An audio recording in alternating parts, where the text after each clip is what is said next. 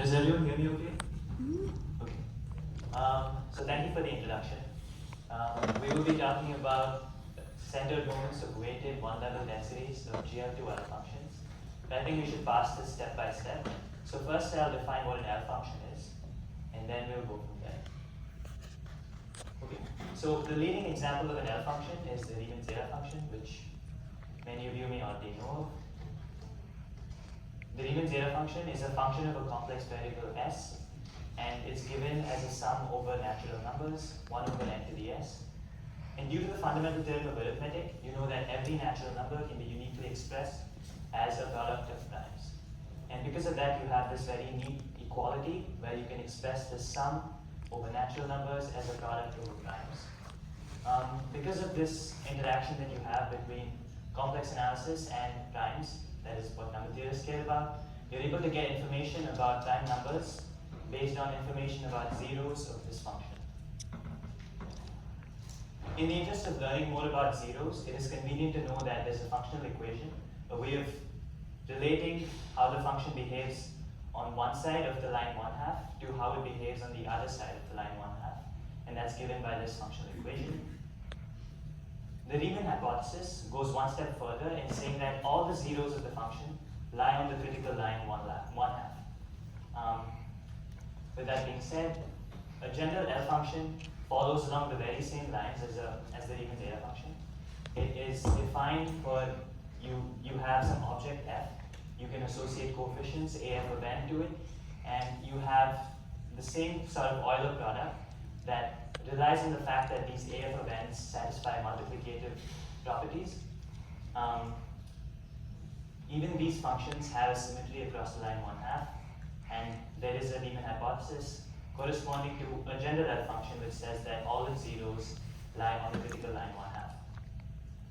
So now that we know what an L function is, we are now interested in creating these L functions and choosing coefficients af of n that actually satisfy multiplicative properties. And these occur throughout number theory. One example would be Dirichlet L functions, elliptic curves. But the ones that we were interested in were L functions associated to modular forms. So I'll define a modular form. We just heard a presentation on this, but for brevity, I will just go through this quickly. A modular form of weight k and level n is defined as such.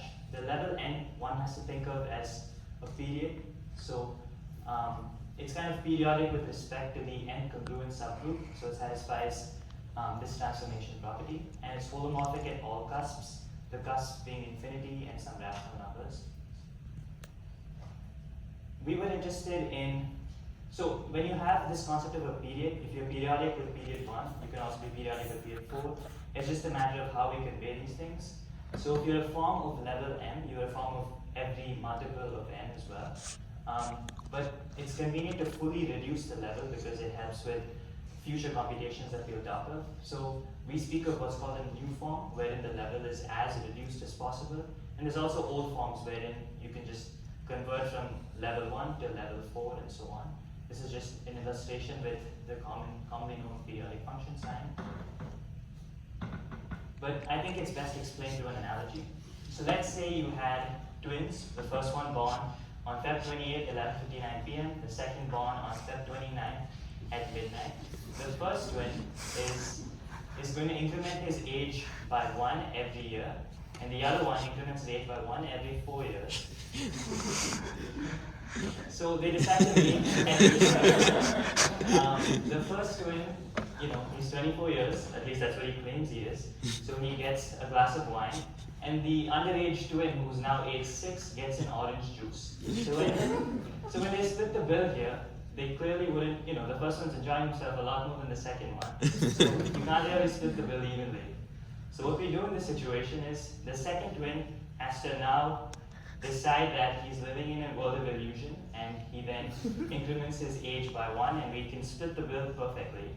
But we have similar problems with the L functions that we work with. We work with a family of L functions, much like this family of convoluted twins. And these L functions, when we consider sums over these L functions, we want to split it evenly across each of the forms. So it's convenient to work with new forms, one where you have level completely reduced.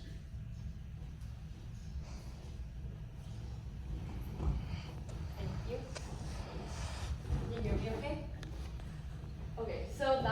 us define what an L function is and also what a holomorphic mu form is, we want to define what an L function associated to a holomorphic mu form is. So in order to do that, we need to define an n-Hecke operator, which we use using the fact that every holomorphic mu form has a Fourier expansion. Oh, I can do this. So one cool property that mu forms have is that it's an eigenfunction of Hecke operators. This means there's an eigenvalue corresponding to it, and this eigenvalue satisfies this multiplicative relationship. So notice that if m and n are relatively prime, that is, if their GCD is 1, the only d that divides this GCD will be d equals 1. So the right-hand side will just be the mn Hecke eigenvalue, then therefore multiplicative relationship. So using these Hecke eigenvalues, we can now define L function associated to holomorphic mu form. So for the coefficients, we put in the n Hecke eigenvalue, and using this multiplicative relationship, we get the Euler product. So now we have the L function, we can talk about the zeros. So as always, we assume the grand Riemann hypothesis. That is, all the non-trivial zeros lie on this critical line with the real part 1/2. And with this, we have this critical point that is 1/2 on the x-axis. And now I introduce to you a conjecture by Katz and Zarnack. So Katz and Zarnack conjectured that scale distribution of zeros near 1/2 of this L function agrees with scale distribution of eigenvalues near 1 of classical compact group. So think of it as a complex Hermitian matrices. Examples are symplectic groups or like orthogonal groups, unitary matrices. But before I hand it over to Vishal to talk about what scale distribution of zeros are quantified as, let's talk a little bit of history, because it's quite interesting that we can relate zeros of L functions with eigenvalues of these classical compact groups. So in 1972, Montgomery, who was a grad student, and Dyson, who was a really renowned physicist, were in a conference like this one, but for old people. They met, and Montgomery, who was studying the zeros of L functions, wrote the expression down, which he thought was the distribution of zeros of zeta function. Dyson, who was studying heavy nuclei, which is related to the random matrix theory's eigenvalues, immediately recognized that it had something to do with the distribution of zeros. And with this, they had intuition for what now became a Katz-Zarnack conjecture. So, this is really interesting because by studying this arithmetic object that is the zeros of L functions, instead of spending hours in the physics lab, which at least to me will just result in me breaking tens of thousands of glasses, we can study L functions to learn more about this heavy nuclei's energy levels.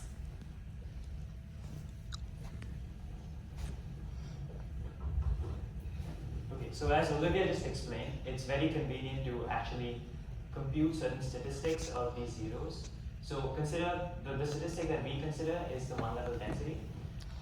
So the zeros of the function due to the Riemann hypothesis will be on the critical line, real part 1/2, and the zeros are denoted in blue. So the statistic we want to study is the one-level density. How we do this is we collapse the red line onto the x-axis of a test function phi, and the test function phi is Schwartz, so it has rapid decay. It mainly captures the zeros near the central point. So this is how we weight the function, and this is how the one-level density is defined. But in practice, we need to be able to compute these things because our project was mostly computational. The point is that when you see the Euler product, the Pavlovian response is to look at logarithms because the products will then turn into sums which are more easy to work with. And we take a contour integral of the logarithmic derivative. This is nice because now we're actually able to exploit the interface between complex analysis and the connection to number theory that we're interested in. So on the left-hand side, you can use the argument principle and turn it into a sum over zeros, which is how we define the one-level density in the first place. And on the right-hand side, the sum or the logarithm of products turns into a sum of logarithms. And with a little bit more work in applying some of those properties that Olivia spoke about, we then get Ivan H. Low and Sarnak for the first time computed the one-level density explicitly with this formula. And the key fact is that initially it was a sum over zeros, and now we have it conveniently to be a sum over primes, which is good for numerical and computational purposes. This is how we define the one-level density for one form, though. We are interested in a family of forms, so we consider many different modular forms of homomorphic cusp forms, and we consider their one-level densities the sums. The thing is that when we perform this computation, there are some naturally occurring weights in these calculations. So it's interesting to see how weights then affect these one-level densities. So, talk about it. So, not only that weights occur naturally, it also makes the calculations a lot easier. But, okay, what do I mean by weights? So, what I mean by weights is that instead of that once, just replace it with weights that dependent on the holomorphic cusp mu form. But whenever we put in weights and look at it, there's a limit. We need to see if it actually affects the convergence, or like what it converges to. So this is exactly the question Knightley and Renault asked in 2018. And yes, they did show us that the weights do affect the convergence. But I'm here to convince you that this was a natural question to ask. So you guys are in YMC. This probably means you guys are really good math students and you guys probably care about good grades. So suppose we have two classes. Class U, where all of your grades come uniformly from all these assignments, and class W, so uniformly, and class W, W for weight, where all of your grades come from final. Suppose there are two students, one good one, Vishal, who studied really hard throughout the semester, but unfortunately got sick the day before final and bombed it. On the other hand, I know how to have fun. So I hung out a little bit, but the week before final I realized I need to lock it. So I studied really hard for a week, and look at it, I aced the final. So the question is, who would have done better in the class? Well, it depends, right?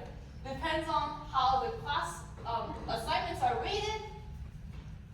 I could have done better in class W, W for win, and Vishal could have done better in class Q.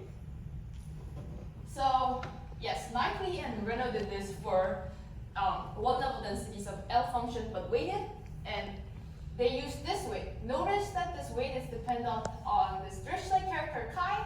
So if Dirichlet character chi is trivial, it converges to something corresponding to the symplectic group, symplectic symmetry, and if the Dirichlet character is non-trivial, it converges to something corresponding to the orthogonal symmetry. But instead of just taking the average of it, we took one step further and computed n-centered moment.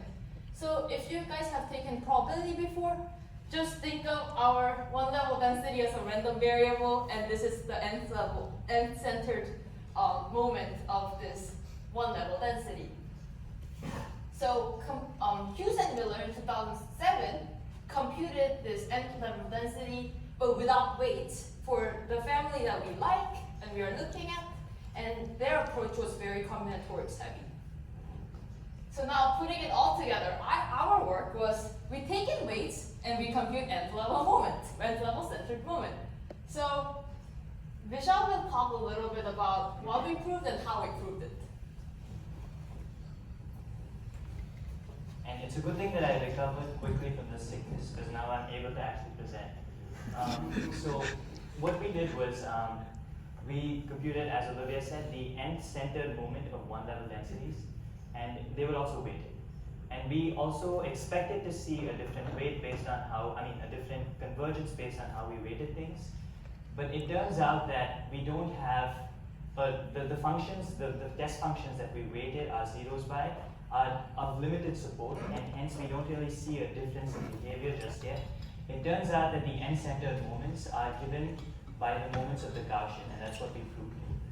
This confirms the work of Knightley and Renault, but we would like to go a little bit further. And the general proof strategy is as follows. We developed this weighted trace formula. Knightley and Renault had a similar weighted trace formula, but it only applied for prime powers. But because we have that Hecke multiplicativity condition, we can then extend from prime powers to general n, just applying that and doing a little bit of analysis, and this is what we determined. We determined that over the family that we are considering, and if we consider the eigenvalues at a fixed number, natural number n, we have this asymptotic formula. And then we proceed with cases. As Hughes and Miller did, we follow a similar combinatorial argument, and we break it up into all these different cases. We extract mean and error terms, and all said and done, we were able to prove that they have Gaussian moments. But the thing is that we spoke extensively about how weights can affect convergence, and we expect these things to converge. So because the support of our function is from -1/2n, 1/2n. So as moments get higher, also the range of the test function is getting low. So we're not really capturing enough zeros. If we want to extend this result, we want to extend the support, but this requires a lot of delicate analysis, which we will continue to work on. And Olivia will speak about some more future works of our research. So for the future works, last time I mentioned Knightley and Renault, I said they worked on this one weight, but I partially lied. They also worked on this other weight, so it will be cool to see how our results extends when we compute n-centered moment for this weight. And as Vishal spoke earlier, it would be cool to support it would be cool to extend the support of the test function from this to this.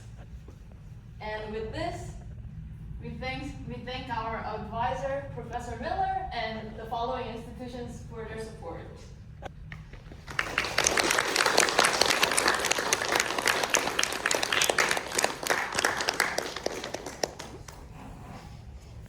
What questions do we have for the speakers?